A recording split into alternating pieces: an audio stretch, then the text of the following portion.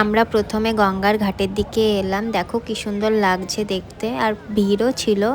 তারপর আমরা ওখানে কিছু ফটো ভিডিও ক্লিক করে, দেখো কি সুন্দর লাগছে, সন্ধ্যার সময় দারুণ লাগে আসতে এখানে। আগে খুবই আসতাম, এখন আর অত যাওয়া হয় না। দেখো এখানে এখন বোটটা যাচ্ছে ওইদিকে, এখানে মনে হয় দুটো বোট ছিল। তো আমরা কিছু ফটো ভিডিও ক্লিক করে ওখান থেকে আমরা বেরিয়ে গেলাম। আর ভেবেছিলাম ঘটি গরম খাবো, কিন্তু সেই দিনে জানি না কেন কোথাও আর ঘটি গরম পেলাম না সামনাসামনি, মানে ওখানে কোথাও বসেই নি সেদিনে। ঘটি গরম খেতে এখন মোটামুটি লাগে, আগে একদমই খেতে পারতাম না। ঘটি গরমের মধ্যে ওই যে আমড়া দেওয়া থাকে না, ওটা আমার খুব ভালো লাগে খেতে, বেশ টক টক লাগে, দারুণ লাগে।